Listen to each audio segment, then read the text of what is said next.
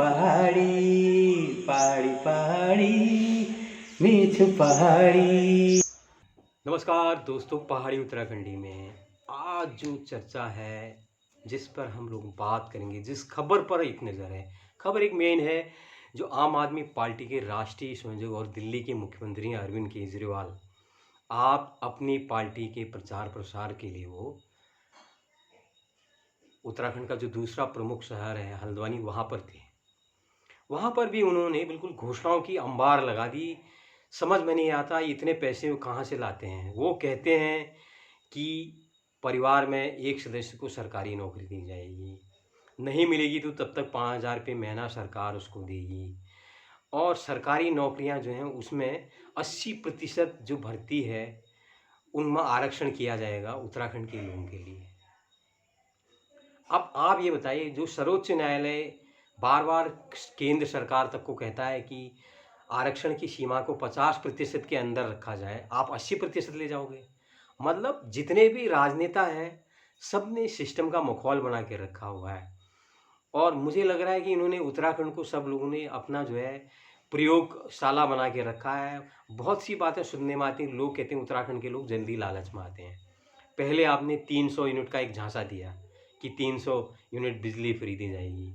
अब एक सुनने में आ रहा है हालांकि वो कि जो यहाँ का अगर टीएचडीसी के साथ, टिहरी हाइड्रो डेवलपमेंट काउंसिल के साथ अगर समझौता होता है तो करीब 1200-1300 मेगावाट बिजली जो है उनको फ्री देनी पड़ेगी, लेकिन अभी उस पर भी समझौता नहीं हुआ है। लेकिन आज भी मैं ये कहता हूँ कि बिजली उत्पादन फ्री में नहीं होता है। वहाँ पर जो टरबाइनें लगती हैं, करोड़ों रुपए की महंगी टरबाइनें होती हैं, उनकी मेंटेनेंस में हर साल खर्चा आता है। वहाँ पर बड़े बड़े इंजीनियरों की एक टीम भरती है जिनको आप लोग लाखों रुपए का पैकेज दे रहे होते हैं। वहाँ पर बहुत से मजदूर काम कर रहे होते हैं।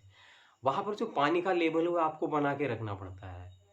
तो हमारे जो यही है टिहरी का जो बांध है, उसमें से आपको शायद बहुत कम लोगों को पता होगा, वहाँ पर 3 टरबाइनें हैं। और मेरी जानकारी के अनुसार शायद 2 और मेरे को लगता है, एक ही टरबाइन काम कर रही है। जब पानी ज़्यादा होता है तब तीनों करते हैं कि अब क्योंकि जो शिलाखंड ऊपर के जो ग्लेशियर वगैरह हैं वो सूख रहे हैं, तो पानी का लेवल वो हमें नहीं मिल पा रहा है। तो ये स्थिति यहाँ की है। और जिस तरह से हमारे वहाँ जो ये भीड़ भाड़ बढ़ रही है टूरिस्टों की, और जिस तरह से लोग पर्यटन के नाम पर टिहरी क्षेत्र में भी जा रहे हैं, पता नहीं उस पानी का लेवल कब तक और कैसे बना रहेगा, ये एक सोचने की बात है। तो यहाँ पर अरविंद केजरीवाल जी आपको 5,000 रुपये महीना देंगे, सारी घोषणाएं उन्हीं की। 5,000 रुपये नहीं देंगे, सरकारी नौकरी 80% आरक्षण देंगे, लेकिन 5,000 रुपये जब आप महीना भत्ता दोगे, आपके आय के स्रोत क्या हैं, कहाँ से आप लेके आओगे? पहाड़ में रहने वाला नेता, उसके पास ये विजन नहीं है कि वो पैसे कैसे पैदा करेगा। आप दिल्ली में सन 2013 से यमुना को साफ कर रहे हैं।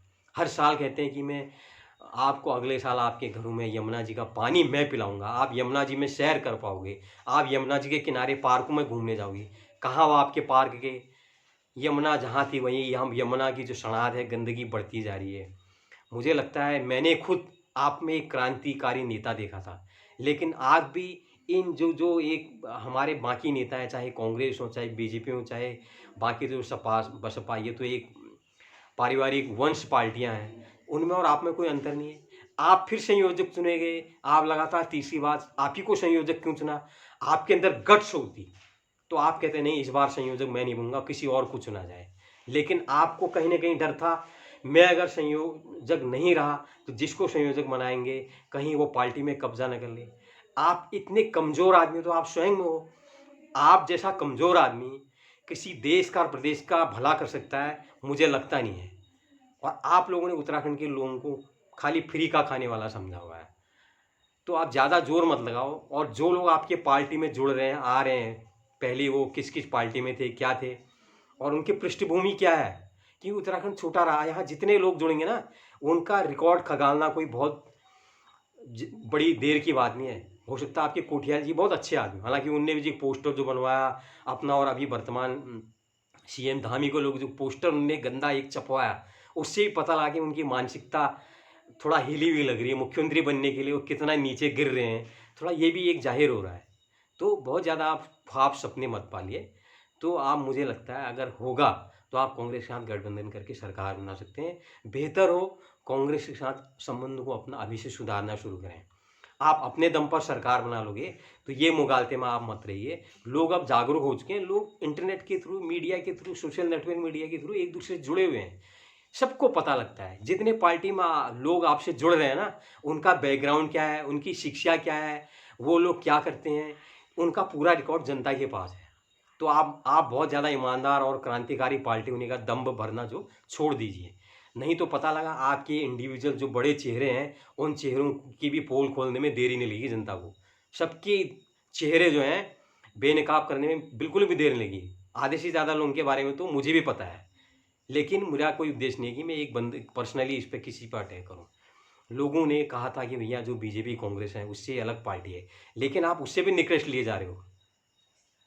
आपके पार्टी के नेता संजय सिंह जैसे क्या-क्या टिप्पणी, एक निराकार उनकी कितनी निर्लज्ज टिप्पणियाँ होती हैं, उनकी भाषा कितनी निर्लज्ज होती है। हाँ, उसके बाद आप अगर क्रांतिकारी होने का दम भरते हो तो आप पर लानत ही है। मुझे बड़ा फ़क्र था आप जैसे नेता पर। तो अब नहीं लगता, आप लोगों को लालच समझते हैं, आपका मकसद भी राजनीति करके सत्ता हथियाना है और कुछ नहीं है। देश को बहुत ज़्यादा उम्मीदें आपसे नहीं है, तो आप मुगालते मत रहिए, उत्तराखंड में बहुत ज़्यादा मेहनत मत कीजिए, मैं गारंटी दे रहा हूँ। अगर आप 7 से ज़्यादा आ जाएँगे तो आप मुझे कहना, मैं अभी आपका लिखा दे रहा हूँ, 4 से 7 के बीच में आपकी सीटें आएँगी, इससे ज़्यादा एक नहीं आएगी। आप लिख के ले लीजिए, अभी लिख लीजिए आप। आप कहिए तो मैं स्टाम्प पेपर पे लिखने को तैयार हूँ। लेकिन ये उल्टी-सीधी घोषणाएँ करनी छोड़िए, आप ये देखिए आय कैसे बढ़ाएँगे। खर्च की कोई चिंता नहीं है। जब आपके पास आय ज़्यादा होगी तो आप खर्च कहीं भी कर लोगे। ये 80% आरक्षण, 5,000 रुपए महीने का भत्ता, ये सब छोड़िए। और पार्टियाँ नहीं दे रही हैं। कम से कम एक मर्यादाओं के साथ घोषणा कीजिए जो कीजिए। बहुत से लोग आपसे जुड़े हैं, पता नहीं आपसे क्या उम्मीदें कर बैठ रहे हैं। मैंने भी बहुत बड़ी उम्मीदें 2013 में आपसे कर ली थी, जब आप अन्ना के साथ जुड़े थे। आपका वो दुबला-पतला कृशकाय शरीर और आपका फूला हुआ शरीर, सारी कहानी खुद बयान करता है केजरीवाल जी। बहुत-बहुत धन्यवाद। नमस्कार। आज के लिए इतना ही।